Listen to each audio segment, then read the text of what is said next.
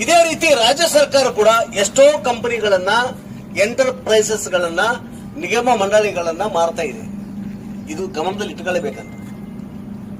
ಯಾಕಂತ ಕೇಳಿದ್ರೆ ಕರ್ನಾಟಕ ರಾಜ್ಯ ಸರ್ಕಾರದ ಅಡಿಯಲ್ಲಿ 168 ನಿಗಮ ಮಂಡಳಿಗಳಿವೆ, ಕಂಪನಿಗಳು, ಪಬ್ಲಿಕ್ ಎಂಟರ್ಪ್ರೈಸಸ್ ಸೇರಿ. ಅದರಲ್ಲಿ ಅತಿ ಚಿನ್ನದ ಗಣಿ ಕೂಡ ಒಂದು.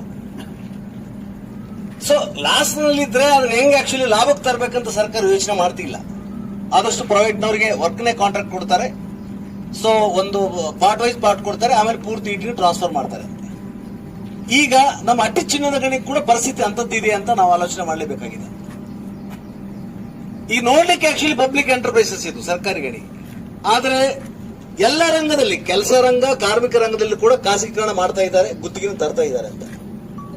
ಆಮೇಲೆ ಕಾರ್ಮಿಕರ ಸಂಖ್ಯೆ ದಿನ ದಿನ ಕಡಿಮೆ ಆಗ್ತಾ ಹೊಂಟಿದೆ. ಕಳೆದ 15 ವರ್ಷದಲ್ಲಿ 1,000 ಜನ ಕಾರ್ಮಿಕರು ಕಡಿಮೆ ಆಗಿದ್ದಾರೆ.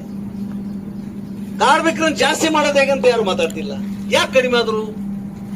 ಕಾರ್ಮಿಕರನ್ನು ಕಡಿಮೆ ಮಾಡ್ತಾ ಇದ್ದಾರೆ, ಉತ್ಪತ್ತಿ ಜಾಸ್ತಿ ಮಾಡ್ಬೇಕಂತಾರೆ. ಜೊತೆಗೆ ಮೆಕನೈಸೇಷನ್ ಅಂತಾರೆ, ಇನ್ನೊಂದು ಅಂತಾರೆ. ಕಾಸ್ಟ್ ಆಫ್ ಪ್ರೊಡಕ್ಷನ್, ಉತ್ಪತ್ತಿ ವೆಚ್ಚನ 30% 60% ಜಾಸ್ತಿ ಮಾಡಿದ್ದಾರೆ. ಇದು ಬಹಳ ಮುಖ್ಯವಾದ ವಿಚಾರ. ಆಮೇಲೆ ಈಗಾಗಲೇ ಎಮರೆಲ್ಲರೂ ಹೇಳಿದ್ದಾರೆ, ಗಣಿ ಕ್ಷೇತ್ರದಲ್ಲಿ ಗುತ್ತಿಗೆ ಕಾರ್ಮಿಕರಿಗೆ ತೊಡಗಿಸಲಿಕ್ಕೆ ಅವಕಾಶ ಇಲ್ಲ, ತೊಡಗಿಸ್ತಿದ್ದಾರೆ. ಆದ್ರೆ ಗುತ್ತಿಗೆ ಕಾರ್ಮಿಕರ ವಿರುದ್ಧ ನಾವು ಮಾತಾಡ್ತಿಲ್ಲ.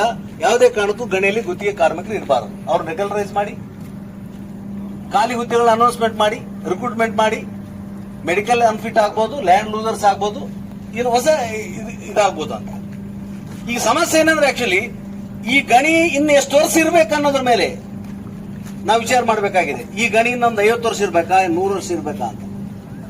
ಈ ಗಣಿ ಆಯುಷ್ಯ ಜಾಸ್ತಿ ಆಗ್ಬೇಕಾದ್ರೆ ಈಗಿದ್ದ ಗಣಿನ ಹಿಂಗಿದ್ರೆ, ಈಗ ನೋಡಿ VS ಗತಿ ಏನಾಗಿದೆ, 1400 ಇದ್ರದ್ದು ಆಕ್ಚುಲಿ ಇದೆ ಬೇಸಿಕ್ ಮೈನಿಂಗ್. ಇದರ ಸಂಖ್ಯೆ ಏನಾಗಿದೆ 160ಕ್ಕೆ ಬಂದು ನಿಂತ್ಕೊಂಡಿದೆ. ಸೊ ಬರ್ತಾ ಬರ್ತಾ ಕಾರ್ಮಿಕರ ಸಂಖ್ಯೆಯನ್ನು ಕಡಿಮೆ ಮಾಡ್ತಾ ಮಾಡ್ತಾ ಆಕ್ಚುಲಿ ಇವನ್ನ ಪ್ರೈವೇಟೈಸ್ ಮಾಡುವಂತ ಪ್ಲಾನ್ ಸಂಪೂರ್ಣ ಅವ್ರಿಗೆ ಇರೋದ್ರಿಂದ ಈಗ ಡೆವಲಪ್ಮೆಂಟ್ ಮಾಡಲೇಬೇಕು. ಇನ್ನ 100 ವರ್ಷ ಈ ಗಣಿ ಇರಬೇಕು, ಇದಕ್ಕೆ ಆಯುಷ್ಯ ಬೇಕು. ನಾವು ಕೆಲಸ ಮಾಡಬೇಕು, ನಮ್ಮ ಮಕ್ಕಳು ಕೆಲಸ ಮಾಡಬೇಕು, ಮುಂದಿನ ಜನರೇಷನ್ ಮಾಡಬೇಕು, ಇದನ್ನ ಡೆವಲಪ್ಮೆಂಟ್ ಮಾಡಬೇಕು. ಮಾಡಬೇಕಾದ್ರೆ ಏನ್ ಬೇಕು?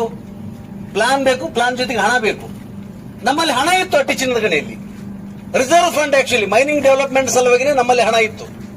1,000 ಕೋಟಿ ಹಣ ಇತ್ತು.